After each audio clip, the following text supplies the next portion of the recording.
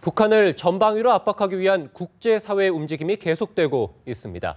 미국에서는 북한을 한층 더 강력하게 제재할 수 있는 이 법적 근거가 마련됐고, 유엔 안전보장이사회에서도 중대한 추가 제재를 담은 결의안 논의가 한창이라고 합니다. 네, 워싱턴 화상으로 연결해서 자세한 소식 들어보도록 하겠습니다. 김범현 특파원. 네, 워싱턴입니다. 네. 지난주 미국 의회에서 대북 제재 강화 법안 입법 절차가 끝났고 또 오늘 버락 오바마 대통령이 이 법안을 서명한 것으로 알려지고 있는데요. 이게 이제 북한만을 겨냥한 첫 대북 제재 법안이라고요.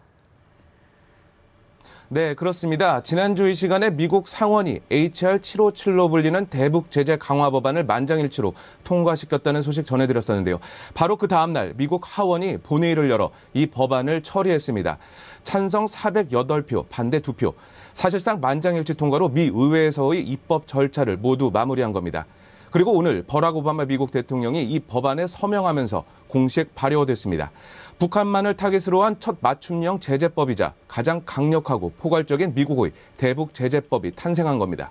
북한의 핵과 미사일 개발 그리고 집권층의 통치 자금으로 흘러드는 돈줄을 전방위로 차단하는 게 이 법안의 핵심인데요.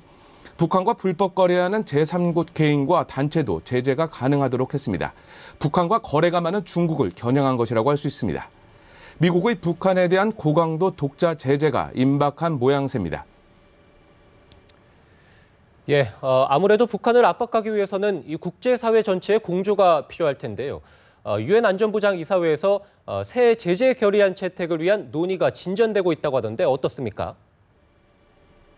네, 지난 15일 유엔 안보리에서는 회의가 열렸는데요. 이 자리에서 북한의 핵과 미사일 실험, 인권 침해에 대한 이사국들의 성토가 이어졌습니다. 북한이 안보리 결의를 비웃고 있다.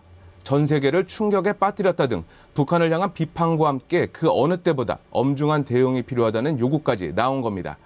오준 유엔 주재 한국 대표부 대사는 북한이 안보리 결의 위반을 반복하고 있다면서 유엔 회원국 자격의 문제를 제기하기도 했습니다.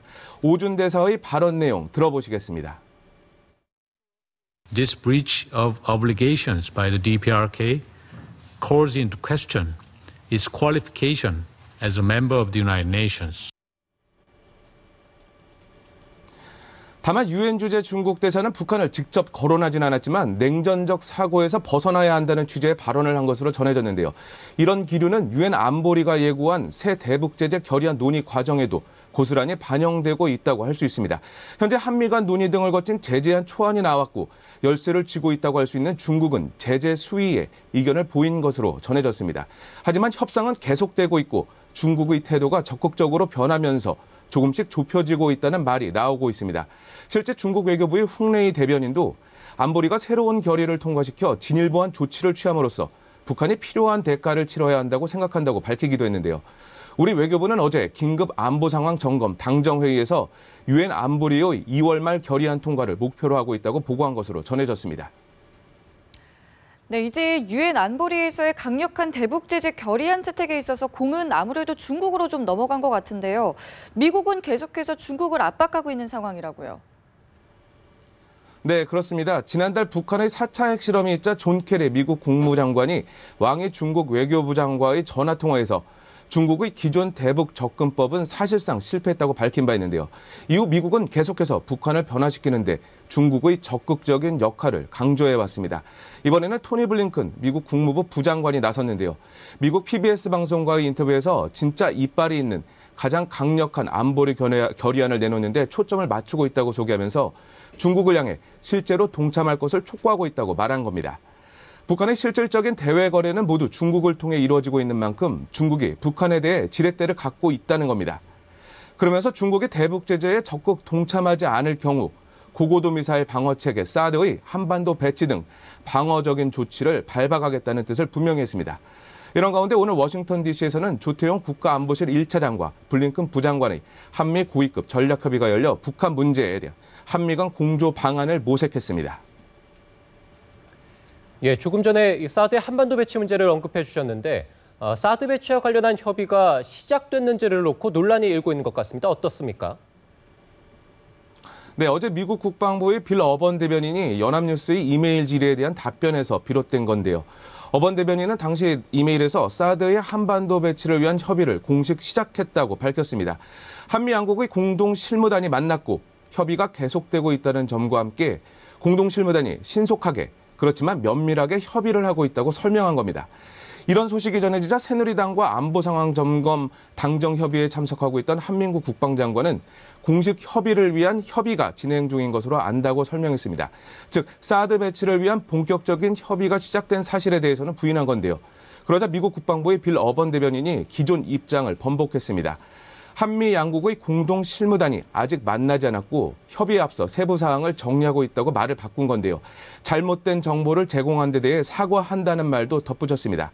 다만 주한미군의 사드를 배치하기 위한 한미 양국 간의 협의는 임박했다고 할 수 있습니다.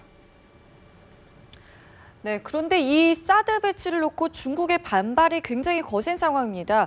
단순히 우려하는 것을 떠나서 사드 배치 계획을 철회하는 것까지 요구하고 나섰는데 관련 소식도 좀 전해주시죠.